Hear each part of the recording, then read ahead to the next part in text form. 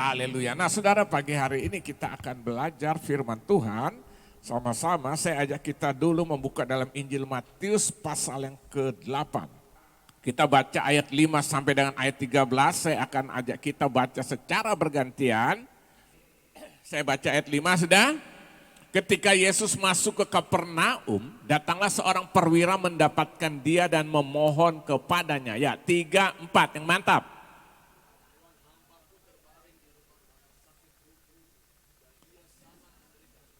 Ayat 7, Yesus berkata kepadanya, aku akan datang menyembuhkannya.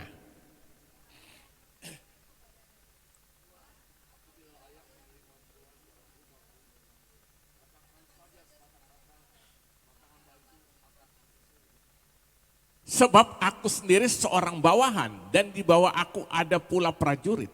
Jika aku berkata kepada salah seorang prajurit itu pergi, maka ia pergi, dan kepada seorang lagi datang, maka ia datang. Ataupun kepada hambaku kerjakanlah ini, maka ia akan mengerjakannya.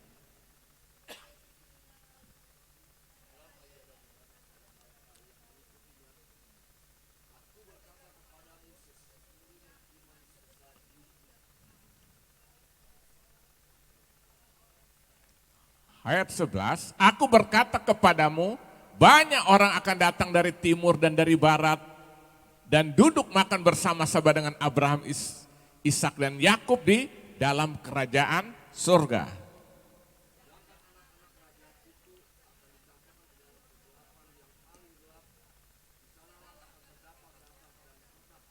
Ayat 13, lalu Yesus berkata kepada perwira itu, pulanglah dan jadilah kepadamu seperti yang engkau percaya. Maka pada saat itu juga sembuhlah hambanya. Saudara, kalau kita lihat hari ini dalam cerita ini menceritakan sesuatu hal yang luar biasa, di mana waktu Yesus sedang masuk atau berjalan masuk dalam sebuah kota bernama kota Kapernaum, tiba-tiba datang seorang perwira dari tentara pasukan Romawi. Kita tahu waktu itu kerajaan Romawi adalah kerajaan yang menguasai, boleh dibilang menguasai dunia, saudara. Sehingga waktu itu, waktu Yesus lewat, tiba-tiba datang seorang perwira Kapernaum datang menghampiri Yesus. Dan permintaannya sederhana, dia bukan meminta Tuhan berkati aku supaya pangkatku bisa lebih naik, lebih tinggi lagi, tidak. Tapi dia datang, dia minta Tuhan tolong hambaku di rumah sakit. Lalu Yesus bilang, ya aku akan datang. Yang luar biasa setelah Yesus bilang aku akan datang, bilang gak usah. Aku juga gak layak terima engkau di rumahku. Katakan saja supaya sebuah kata aja, sepatah kata hambaku akan sembuh. Nah waktu dia berkata seperti itu, heranlah Yesus. Nah perhatikan ayat 10, jadi tema kita hari ini membuat Yesus heran atau takjub. Perhatikan ayat 10 itu dia katakan apa situ? Setelah Yesus mendengar hal itu, artinya mendengar apa yang dikatakan perwira itu apa? Heranlah ia. Siapa ia di sini? Yesus. Heranlah Yesus. Nah saya mau katakan begini saudara, saya percaya saudara sepakat dengan saya kalau saya bilang Yesus itu heran, Yesus itu takjub. Setuju? Ya gimana gak takjub, dia yang memberkati kita. Orang sakit disembuhkan, lumpuh berjalan, buta dapat melihat, bahkan Lazarus sudah mati 4 hari pun dia bisa bangkitkan, berarti dia sangat mengherankan, amin. Dia menakjubkan, tapi dalam konteks ini justru Yesus yang heran melihat perwira ini. Nah hari ini saya ingin supaya kita tuh menjadi keheranan Yesus. Yesus melihat kita, dia takjub. Heran bukan dalam pengertian negatif. Ya kan, badung yang minta ampun, tidak mau bertobat, heran gua, bukan seperti itu. Heran karena melihat sesuatu yang luar biasa yang dikerjakan oleh perwira itu juga menjadi bagian kita. Tuhan heran dengan hidupan kita, siap? Supaya Tuhan takjub saudara, ya kan? Kalau enggak saya mau katakan saudara jadi orang Kristen, saudara akan bosan, percaya saya. Pasti bosan, kok begini-begini. Tapi kalau Tuhan sudah heran dengan kita, saudara lihat terobosan, perkara-perkara indah Tuhan akan nyatakan bagi kita. Amin. Karena apa? Dia heran apa? Dia takjub. Makanya waktu Yesus melihat perwira ini, heranlah Yesus. Nah hari ini biar juga Yesus melihat saudara, Yesus melihat saya, Yesus melihat kita semua. Heranlah Yesus, takjubnya Yesus. Siap? Mau? Nah sekarang kita pelajari satu persatu apa yang menyebabkan Yesus heran kepada perwira ini. Apa karena pangkatnya? Tidak. Apa karena kekuasaannya? Tidak, sebagai seorang perwira loh, daripada prajurit yang berkuasa, pemerintahan yang berkuasa saat itu. Alkitab tidak mencatat secara jelas apa pangkatnya, tapi saya berkeyakinan, ini keyakinan saya aja, minimal dia tuh perwira menengah. Mungkin letkol, kolonel, dan sebagainya. Nah waktu Yesus lihat perwira ini heran, notabene dia ini bukan orang Israel, orang Romawi. Yesus datang untuk siapa? Untuk siapa? Tapi Yesus justru heran kepada orang Romawi ini, notabene bukan orang Israel. Sampai Yesus bilang di antara mereka nih, aku belum pernah menjumpai orang memiliki iman seperti ini. Orang Romawi. Nah sekarang kita pelajari, kenapa Tuhan Yesus tuh heran? Kenapa Tuhan Yesus takjub kepada perwira Romawi ini? Apa yang membuat Yesus menjadi heran? Apa yang membuat Yesus menjadi takjub? Yang pertama saya pelajari yang membuat ketakjuban Yesus kepada perwira Romawi ini, karena perwira ini memiliki kerendahan hati yang luar biasa. Dia bukan rendah hati saja, tapi rendah hatinya luar biasa sampai Yesus heran, Yesus takjub. Coba perhatikan di ayat yang kelima. Ketika Yesus masuk ke Kapernaum, datanglah seorang perwira mendapatkan dia dan apa? Memohon kepadanya. Memohon kepada siapa? Yesus. Tuhan, hambaku terbaring di rumah karena sakit, lumpuh dan sangat menderita. Yesus berkata kepadanya, aku akan datang menyembuhkannya. Ayat 8 perhatikan lagi. Tetapi jawab perwira itu kepadanya, Tuhan, aku tidak layak menerima Tuhan di dalam rumahku. Ada dua kata di sini. Pertama, aku mohon. Yang kedua, aku tidak layak menerima Tuhan dalam rumahku. Saudara tahu apa arti kata mohon? Mohon itu bukan suatu kata perintah. Mohon itu bukan kata perintah. Tapi mohon itu satu sikap permintaan dengan sikap kerendahan hati dengan rasa hormat. Itu namanya kata mohon. Saya beri contoh. Orang kalau lagi butuh duit, butuh sesuatu datang ke orang kaya gitu. Orang ya pokoknya yang kelihatannya wah semua. Dia enggak bilang, bagi duit dong, enggak. Ketok pintu. Pembantu keluar. Mbak, ada bapak atau ada ibu? Wah ada sebentar ya. Pembantunya kasih tahu dong. Begitu keluar, langsung, gitu enggak? Datang biasa agak bungkuk-bungkuk jalan. Silakan duduk Pak. Duduk. Nah biasa kalau sudah duduk tuh begini nih tangannya nih. Begini pasti, ya kan? Apa yang saya perlu, apa yang bisa saya bantu Pak? Wah itu biasa gosok-gosok tangan tuh. Duh gimana ya, mau ngomongnya saya susah nih dari mulai. Nah jadi saudara ada orang kayak gitu hati-hati itu biasa mau minjem duit. Ya kan? Karena apa? Memohon. Perhatikan deh, nggak ada datang langsung ya kan? Gosok-gosok tangan, kepala agak sedikit tunduk. Jadi kalau ada tamu datang udah mulai gosok-gosok tangan gini, agak tunduk hati-hati. Itu butut-butut pinjam duit. Saudara perhatikan lihat. Kan memohon. Nah waktu perwira ini datang pada Yesus, dia enggak bilang, Yesus tolong dong lihat tuh, budakku tuh sakit. Enggak, dia memohon. Yang kedua di situ dia bilang apa? Aku tidak layak menerima Tuhan di rumahku. Saya mau tanya, kira-kira seorang perwira gini rumahnya layak enggak? Dia seorang perwira berarti seluruh fasilitas dia miliki. Mungkin dia naik kereta kuda. Tapi waktu dia berjumpa dengan Yesus dia bilang mohon, bahkan dia bilang aku tidak layak menerima engkau. Ini menunjukkan satu sikap kerendahan hati luar biasa daripada seorang siapa? Seorang perwira di Kapernaum ini, lihat ya. Dia datang dengan memohon, bahkan dia bilang apa? Aku tidak layak menerima engkau di rumahku. Apa yang dia maluin? Pasti rumahnya bukan rumah sederhana yang lantainya tanah ya kan. Mungkin dindingnya cuma gedek. Enggak, saya percaya sebagai fasilitas di sana tuh hebat.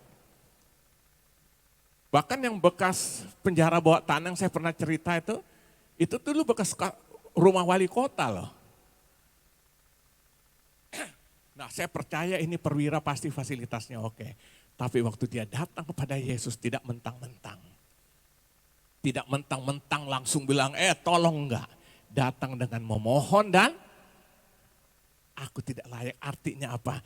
Perwira ini memiliki satu kerendahan hati yang sangat luar biasa di hadapan Tuhan, di hadapan Yesus. Makanya Yesus bilang, aku heran. Nah saya mau katakan hari ini saudara, supaya Tuhan heran dengan hidupan kita, milikilah kerendahan hati. Amin.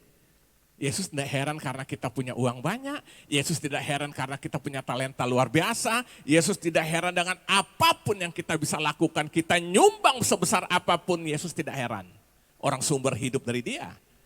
Tapi Yesus heran waktu kita memiliki kerendahan hati. Seringkali kita nilai-nilai namanya tinggi hati, sombong dan sebagainya. Itu kan hal yang selalu kelihatan nampak. Yang kadang-kadang belum tentu betul. Benar gak? Tadi dia sederhana, naik sepeda reot, tiba-tiba usahanya maju, Tuhan berkati dia sekarang naik mobil. Kebetulan tetangga kita itu atau teman kita. Nah lewat satu tempat, kebetulan ramai kita tegur dia gak lihat. Sombong banget. Gitu gak? Itu kan nilai-nilai yang begitu rendah soal nilai kesombongan. Kesombongan itu berbicara sikap hati. Nah kalau saya terapkan dalam kehidupan kita sekarang, orang sombong diantaranya orang yang tidak mau sungguh-sungguh dalam Tuhan. Itu sombong, dia rasa gua hebat tanpa Tuhan, gua gak butuh apa-apa. Sombongan itu juga termasuk apa? Kita meremehkan setiap kepercayaan termasuk pelayanan Tuhan percayakan bagi kita, kita anggap remeh. Kita tidak siap bayar harga, kita tidak siap memberikan waktu kita, tenaga untuk serius dengan Tuhan, ini sombong. Apalagi? Tidak percaya firman Tuhan dengan sungguh-sungguh. Untuk siap melakukan ini kesombongan. Ini kesombongan. Jadi kesombongan jangan menilai persis-persis hal-hal seperti itu. Saudara ingat Kain dan Habel bawa persembahan enggak? Tadi pagi saya ada kirim di grup tuh. Bawa persembahan. Kenapa Habel punya diterima, Kain tidak? Kenapa?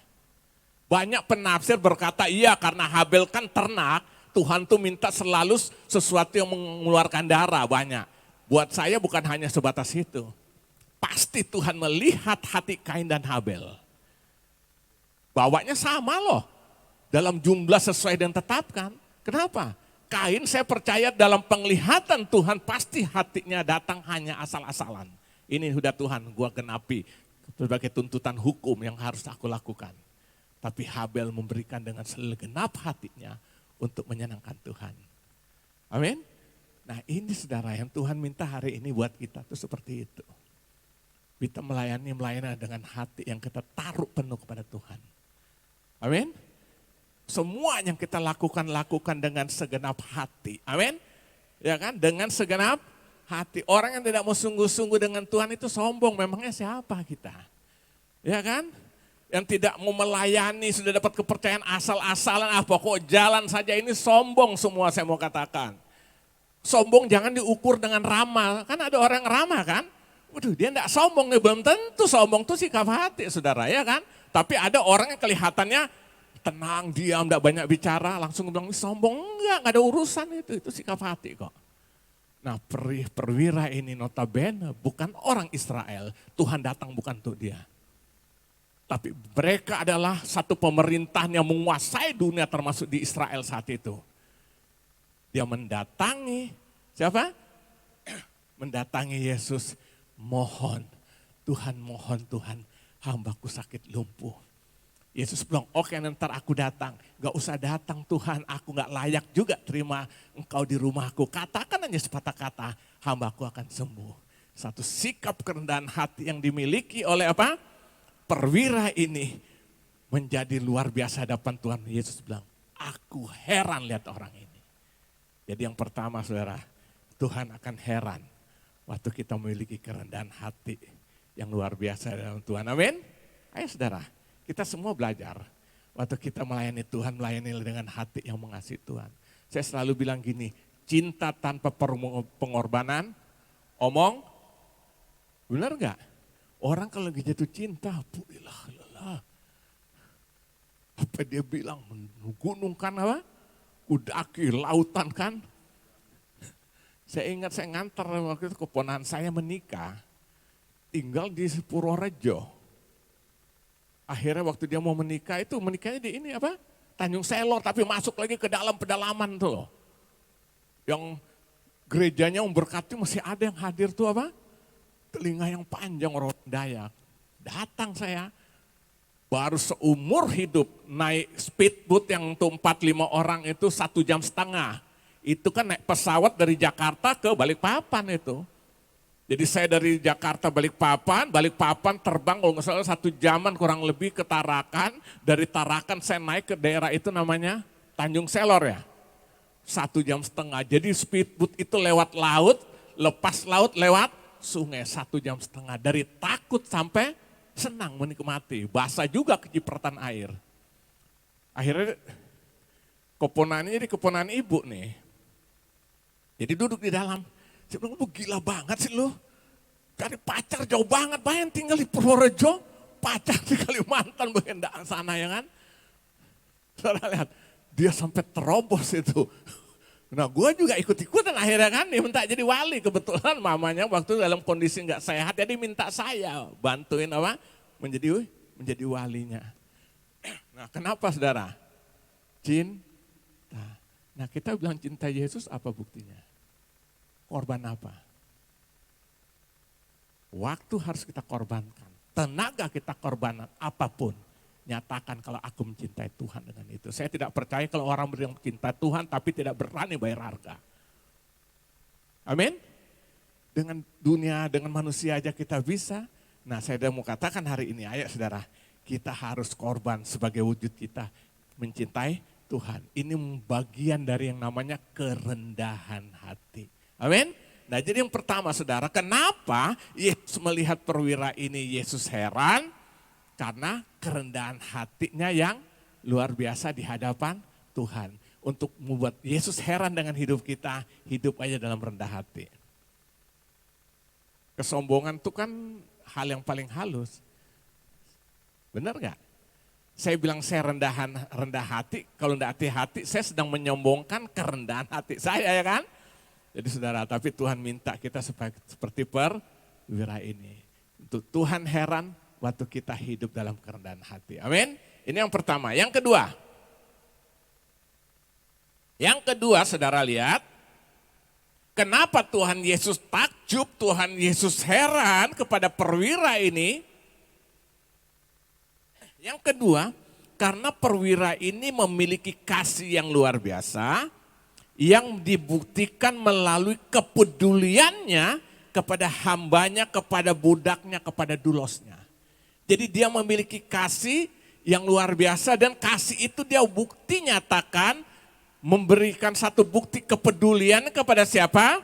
Budak dan hambanya ini atau dulosnya di dalam bahasa Yunani. Saudara lihat ayat ke-6. Tuhan, hambaku terbaring apa? Di rumah karena apa?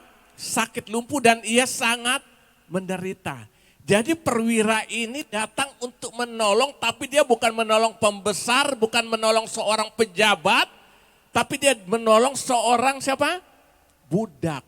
Nah saudara harus mengerti namanya seorang budak itu adalah manusia yang sudah tidak lagi memiliki hak asasi manusia dalam dirinya. Jadi seorang kalau sudah dikontrak menjadi seorang budak, dia tidak punya hak lagi untuk dirinya. Yang punya hak siapa? Orang yang telah membayarnya. Karena budak itu diperjualbelikan. Saudara lihat Yusuf, dijual-belikan gak di pasar budak? Jadi budak gak? Di rumah Potifar, berapa tahun? 13 tahun. Nah seorang sudah jadi budak nih ya suka-suka siapa? Majikan yang sudah membayar dia. Jadi kalau sakit ya udah biarin aja sampai mati. Paling ganti lagi budak baru. Atau kalau bisa dibawa, budak itu dibawa ke pasar budak ditukar tambah. Dia gak punya nilai saudara.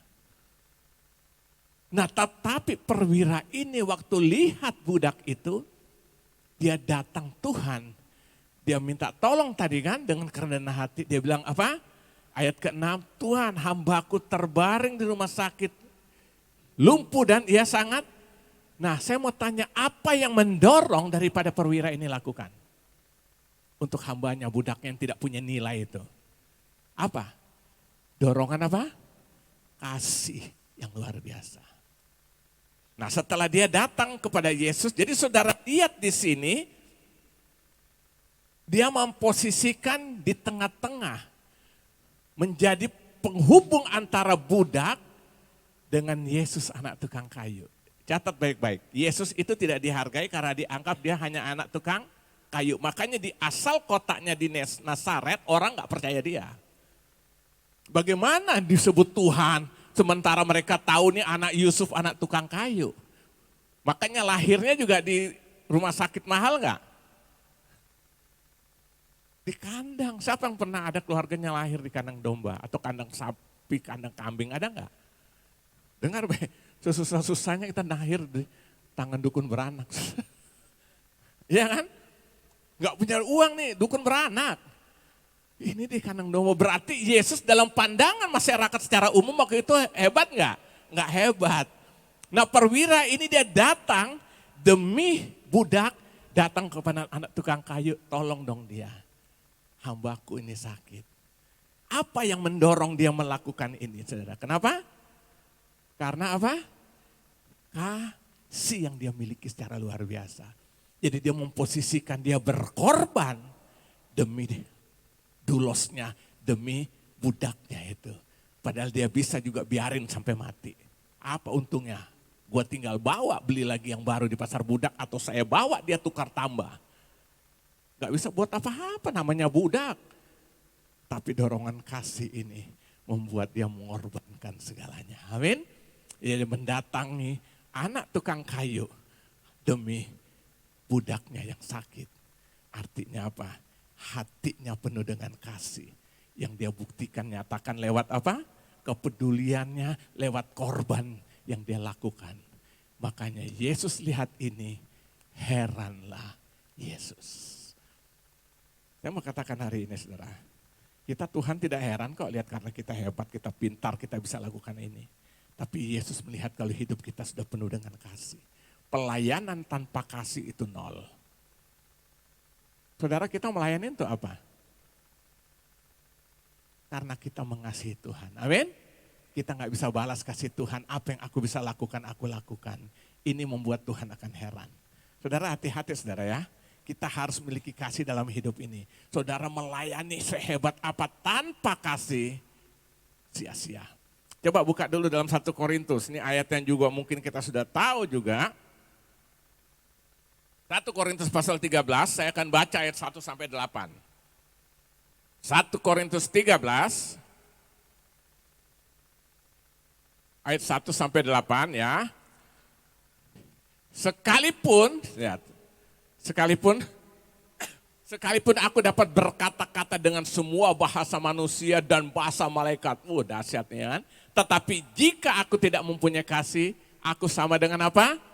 Gong yang berkumandang dan canang yang gemerincing. Terus, sekalipun aku mempunyai karunia untuk bernubuat dan aku mengetahui segala rahasia dan memiliki seluruh pengetahuan.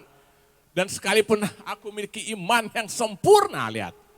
Untuk memindahkan gunung, tetapi jika aku tidak mempunyai kasih, aku sama sekali tidak berguna. Terus, dan sekalipun aku membagi-bagikan segala sesuatu yang ada padaku, lihat kita bisa berbagi, kita bisa menolong orang dengan sesuatu ya.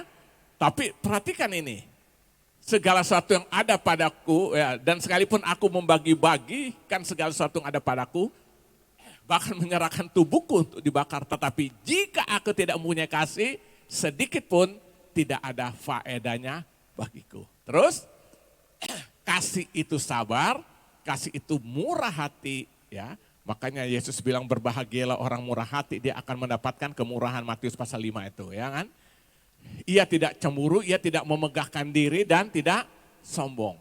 Terus ia tidak melakukan yang tidak sopan dan tidak mencari keuntungan diri sendiri. Ia tidak pemarah dan tidak menyimpan. Ini yang suka-suka simpan dendam tuh. Terus, ia tidak bersuka cita karena ketidakadilan, tapi karena kebenaran ya. Dasar kasih itu kita bisa bersuka cita bukan karena ketidakadilan, karena kebenaran. Jadi kalau kita tidak melihat ketidakadilan, kita terusik gitu loh. Karena kita ingin menyatakan kebenaran, itu karena dasarnya kasih. Terus, ia menutupi segala sesuatu, bukan menutupi ya. Itu kerjasama nanti. Bohong, tutup lagi dengan bohong, akhirnya persoalan sepele jadi muter-muter, nggak berhari-hari nggak selesai ya kan. Ia menutupi segala sesuatu, percaya segala sesuatu, mengharapkan segala sesuatu, sabar menanggung segala sesuatu. Perhatikan, kasih tidak berkesudahan, nubuat akan berakhir. Jadi karunia-karunia yang Tuhan beri itu kan ada batas waktunya. Kalau dia sudah datang buat apa? Enggak perlu lagi kan. Bahasa roh akan berhenti. Pengetahuan akan lenyap. Lihat saudara, lihat. Semua akan berakhir ya kan. Sebab pengetahuan itu kita tidak lengkap dan nubuatan kita tidak sempurna terus. Tetapi jika yang sempurna tiba, maka yang tidak sempurna itu akan, ayat 13 langsung aja lihat. Semua nanti akan berakhir, demikianlah tinggal ketiga hal ini. Iman, pengharapan, dan kasih. Dan yang paling besar diantaranya apa? Kasih. Nah saudara lihat sini, lihat ya. Perwira ini memiliki kasih yang luar biasa yang membuat Yesus tercengang melihat kehidupannya. Yesus takjub saudara. Notabene ini bukan orang Israel loh. Dia ini orang Romawi. Tapi kasihnya luar biasa untuk budaknya itu loh. Sampai dia rela mendatangi Yesus, notabene dalam pengetahuan orang secara umum hanya anak tukang kayu, bapaknya bernama Yusuf, mamanya bernama Maria dari satu kota yang namanya Nazaret. Makanya di Nazaret Yesus itu tidak dihormati. Dia bisa melakukan mujizat di mana-mana, di Nazaret tidak terjadi, orang gak ada percaya sama dia. Tapi perwira ini datang meminta belas kasihan Tuhan untuk budaknya. Dia menjadi pengantara. Karena apa? Dorongan kasih. Nah saya mau katakan saudara, akhir zaman salah satu ciri Alkitab mengatakan kasih manusia menjadi tawar.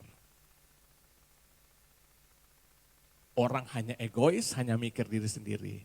Saudara lihat sekarang orang tuh boleh dibilang gak punya kasih lagi ya kan? Orang hanya mikir diri lo, saudara lihat tingkat tindakan kriminal itu kan menunjukkan orang udah gak ada kasih lagi. Orang-orang melakukan tindakan begal itu ada kasih nggak?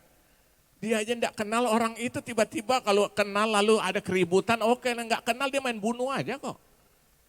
Sudah lihat tingkat kriminal sekarang terjadi di mana-mana. Saya dapat kiriman WA, satu WA, menciptakan hati-hati sekarang tingkat kriminal, itu sekarang di mall kan, di basement tempat parkir. Jadi kalau kita bawa mobil hati-hati di situ. Apalagi kalau pas lagi sepi cuma kita sendiri, tiba-tiba nanti ada wanita teriak di situ. Dan sudah ada pasangan-pasangan mereka, berapa orang, 2-3 orang ya kan, laki-laki. Lalu dia teriak seakan-akan dia mau mau diperkosa atau dilecehkan. Jadi heboh nggak? Ini kejadian teman saya cerita. Tiba-tiba datang laki-laki mau memeras kan. Akhirnya jadi keribut. Nah kebetulan ada satu wanita ini baru nyampe. Dia langsung tidak turun, memang biasa gitu. Cewek tuh kalau tuh bawa mobil, parkir tuh tidak langsung turun, kayak cowok langsung ambilnya. Pion, jadi agak lama bisa 10 menit ya kan. Alis mungkin agak sedikit bengkok kan. Waduh, gak lurus. Baru mulai merah-merah soluntur mungkin tadi ya kan. Macet terlalu lama ya kan. Baru, apa itu kalau bilang. Ya. Jadi agak lama memang. Nah karena dia lihat nih, dia kan tahu orang yang baru parkir, laki-laki sendiri cowok. Langsung dia turun, wah dia langsung membela, enggak kamu nih kan, langsung kacau kan datang satpam. Jadi kacau akhirnya kabur saudara, wanita ini dengan 2 laki-laki, langsung pergi. Saudara lihat manusia bisa sampai seperti itu, jahatnya. Kenapa? Kasih sudah menjadi tawar. Kita hidup di tengah-tengah dunia seperti ini. Pertanyaannya, kalau bukan kita bawa kasih, siapa lagi? Ya dong, siapa lagi? Nah, Yesus heran kepada perwira ini, bukan karena pangkatnya. Yesus menjumpai kasih yang dimiliki perwira itu. Aku heran. Nasihatnya kan? Yesus heran karena pertama, dia memiliki kerendahan hati yang luar biasa. Yesus heran pada perwira ini karena dia memiliki kasih yang luar biasa. Ayo saudara, kita hidup perlu dalam kasih. Amin. Tapi jangan saudara bayangkan kalau kasih itu hanya pokok yang nyenang-nyenangin ya kan. Kasih itu juga teguran loh. Kasih itu menegur juga. Bisa memarahi. Yesus bilang orang yang aku kasihi apa? Ku hajar. Kadang-kadang kita pikirkan begitu. Kalau kita marah serong loh katanya kasih nggak punya kasih. Nggak juga. Motivasi itu loh yang membuat kita menentukan kasih. Saya berapa kali pernah beri contoh kan. Seorang ibu mukul anaknya, misalnya anaknya yang masih umur 3-4 tahun main pisau, lalu dia pukul anak itu, dia marah. Saya mau tanya, itu karena benci atau karena kasih? Halo? Karena dorongan kasih, dia tahu jangan sampai anaknya terluka karena pisau itu. Amin? Nah saudara, ini dunia sedang gak ada ini. Dunia sedang mengalami kekeringan kasih. Alkitab katakan pada akhir zaman, kasih manusia akan menjadi tawar. Nah itu hanya ada dalam saudara dan saya yang Tuhan berikan. Amin. Hanya saudara dan saya ini yang Tuhan berikan. Dan tentu kalau dia berikan dia tuntut untuk kita membuktikannya. Seperti perwira ini. Amin.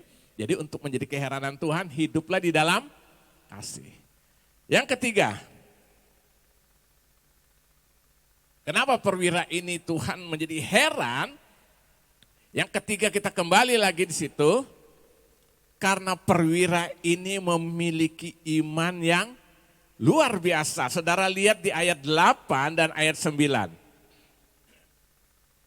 Tetapi jawab perwira itu kepadanya, Tuhan aku tidak layak menerima Tuhan di dalam rumahku. Lalu perhatikan kata selanjutnya.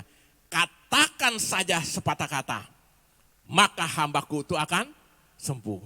Ayat 9. Sebab aku sendiri seorang bawahan. Dan di bawah aku ada pula prajurit. Jika aku berkata kepada salah seorang prajurit pergi, maka ia pergi. Dan kepada seorang lagi datang, maka ia datang. Ataupun kepada hambaku kerjakanlah ini, maka ia akan mengerjakannya. Saudara, perwira ini memiliki iman yang luar biasa saudara. Sampai dia berkata tadi apa? Tuhan aku tidak layak menerima Tuhan rumahku. Lalu dia katakan apa? Katakan saja apa? Sepatah kata. Hambaku akan sembuh. Katakan. Dia bilang, Tuhan engkau gak usah datang repot-repot jauh-jauh. Katakan aja dengan engkau katakan sesuatu hambaku akan sembuh. Ini iman gak? Luar biasa. Sampai dia memberikan bandingkan satu gambaran ayat 9. Aku ini seorang perwira. Tapi di atas aku ini juga ada perwira. Tentu dia tahu garis komando itu kan. Di atas yang dia memerintahkan dia harus lakukan dengan taat. Lalu dia bilang di bawah aku juga ada prajuritku. Aku bilang pergi dia akan pergi. Datang dia akan datang. Kerjakan ini kepada hambaku dia akan kerjakan. Dia bayangkan dirinya seperti itu kepada prajurit-prajuritnya di bawahnya. Apa yang dia perintahkan harus terjadi dan dikerjakan. Berarti dia percaya apa yang Yesus katakan itu juga pasti terjadi. Amin. Karena apa yang dia kerjakan, apa yang Yesus katakan ada sesuatu yang akan terjadi. Sebagaimana dia memerintahkan kepada prajuritnya, prajurit akan lakukan dengan ketaatan. Jadi saudara lihat di sini apa? Perwira ini memiliki apa? Memiliki iman yang luar biasa. Amin. Nah hari ini saya mau katakan saudara, untuk kita Tuhan bilang aku takjub dengan engkau. Aku heran dengan engkau yang pertama. Milikilah apa? Kerendahan hati yang sungguh-sungguh luar biasa dalam Tuhan. Yang kedua hiduplah di dalam kasih Tuhan yang luar biasa. Dan yang ketiga percayalah, imanilah kepada Yesus dengan sungguh-sungguh. Ini membuat Tuhan akan takjub pada kita. Ayo saudara, kita perlu beriman setiap hari. Makanya saya dengar saudara, segala sesuatu terjadi hanya karena iman. Coba saudara buka dalam Injil Matius pasal 9. Ada beberapa banyak contoh dalam Alkitab. Matius 9 ayat 27 sampai 29. Ketika Yesus meneruskan perjalanan dari sana, dua orang buta mengikutinya sambil berseru-seru dan berkata apa? Kasihanilah kami, hai anak Daud. Terus setelah Yesus masuk ke dalam sebuah rumah, datanglah kedua orang buta tadi. Lihat. Dia setelah berseru tidak puas, dia ada. Kenapa dia datang? Karena iman percayanya itu. Setelah berseru, dia datang tidak puas. Terus setelah Yesus masuk ke dalam sebuah rumah, datanglah kedua orang buta itu kepadanya dan Yesus berkata kepada mereka, percayakah? Lihat, Yesus tekankan, percayakah kamu bahwa aku dapat melakukannya? Mereka menjawab, ya Tuhan kami percaya, ya Tuhan kami beriman. Lalu perhatikan ayat 29. Lalu Yesus menjamah mata mereka sambil berkata, perhatikan, jadilah kepadamu menurut imanmu. Jadilah kepadamu menurut imanmu. Artinya apa? Sesuatu yang terjadi waktu mereka datang kepada Yesus untuk menyembuhkan mata yang buta, minta Tuhan menjamah, Yesus bilang semua akan terjadi sesuai dengan iman. Iman itu mendatangkan kuasa Allah. Amin. Jadi kalau kita mau sungguh-sungguh mengalami anugerah atau perkara-perkara dahsyat dalam kehidupan kita, hiduplah di dalam iman. Iman itu bukan perasaan, saudara. Ulangi lagi, iman bukan perasaan tetapi keyakinan teguh akan janji Tuhan melalui firman-Nya yang dibuktikan melalui ketaatan. Ngerti? Soal saya lihat wajah-wajah saudara nih agak ngerti ngangguk tapi ngangguk kebingungan. Ya kan? Saya ulangi, iman bukan perasaan. Kadang-kadang kita pikir iman tuh ya gua rasa-rasanya ya kan. Itu bukan perasaan saudara, tetapi itu keyakinan teguh akan janji Tuhan melalui apa? Firman-Nya. Makanya Alkitab bilang iman timbul dari pendengaran, pendengaran akan firman Kristus ya. Jadi bukan perasaan tapi keyakinan teguh akan janji Tuhan melalui firman-Nya yang dibuktikan melalui apa? Ketaatan. Jadi waktu seseorang beriman, dia akan buktikan bahwa benar-benar dia beriman lewat ketaatan. Amin. Maka prajurit tadi kan bilang kan, aku ini seorang perwira, aku juga punya atasan. Waktu atasanku perintahkan aku akan lakukan. Begitu juga kepada prajurit dan hambaku. Pergilah, dia pergi, datanglah, ya kan? Datang. Berarti atas sebuah ketaatan. Maka dia bilang, katakan saja sepatah kata, hambaku akan sembuh. Ini yang namanya iman. Nah kadang-kadang kita mau percaya Yesus kalau sudah lihat begitu belum lihat bukti akhirnya kok ikut Tuhan begini aja saudara. Dengar iman itu taat. Ketaatan aja, lakukan aja apa yang Tuhan mau. Saudara akan lihat kedahsyatan Tuhan akan nyata. Nah, yang membuat Tuhan heran pada perwira ini. Perwira ini memiliki kerendahan hati yang luar biasa.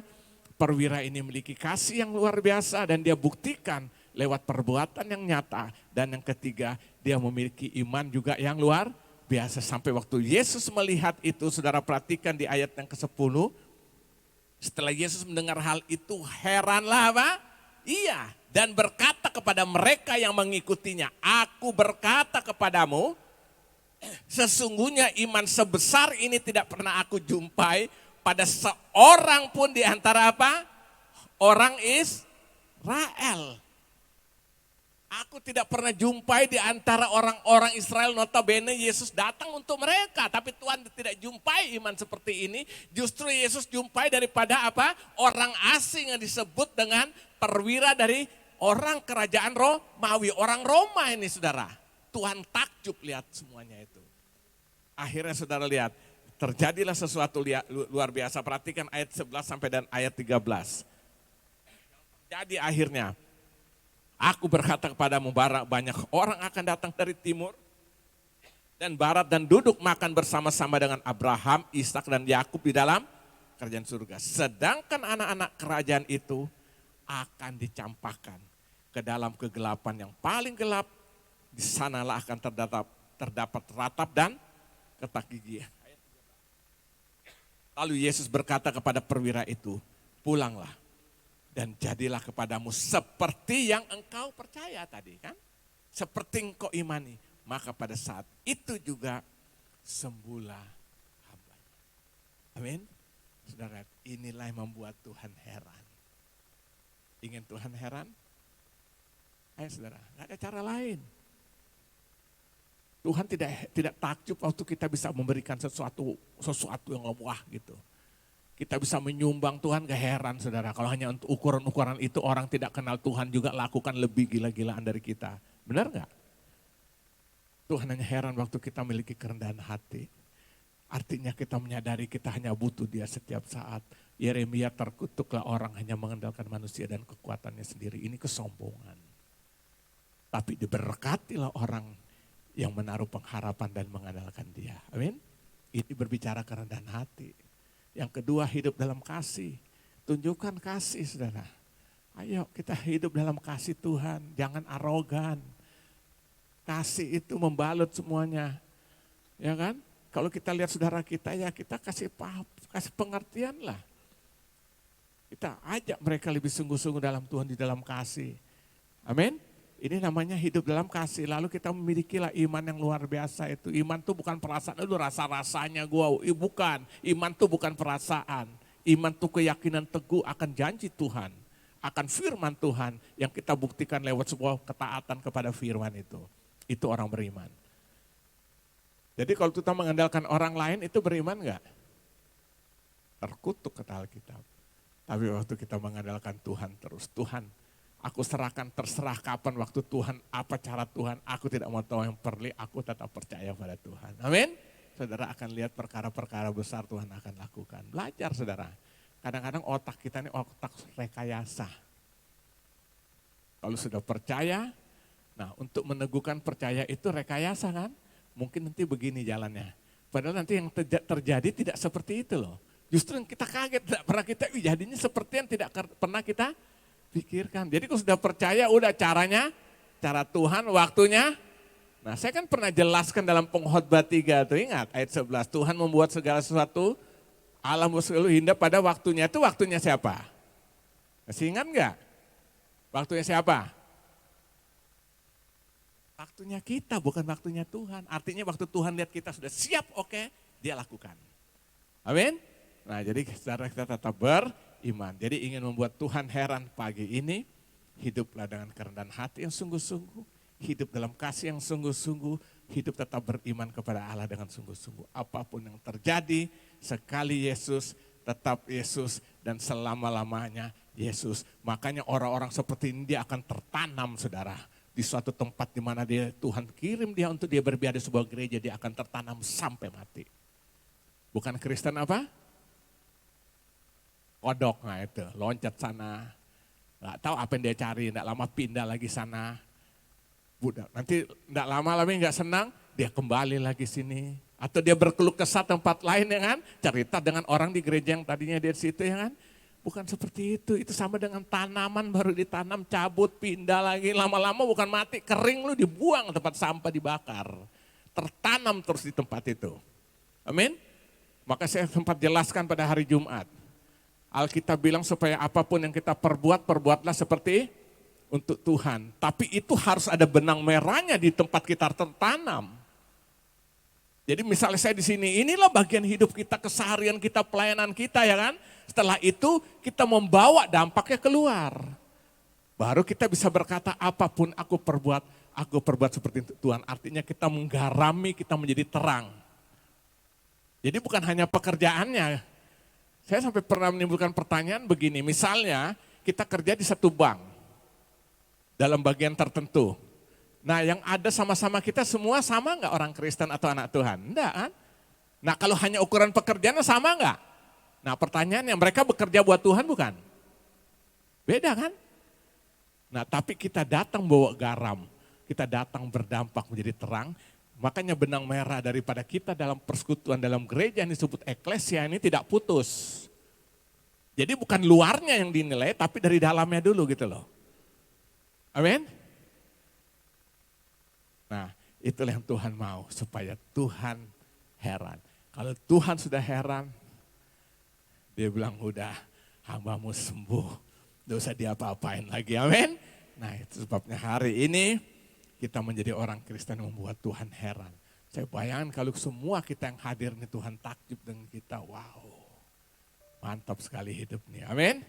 Tuhan Yesus memberkati. Haleluya, haleluya, haleluya.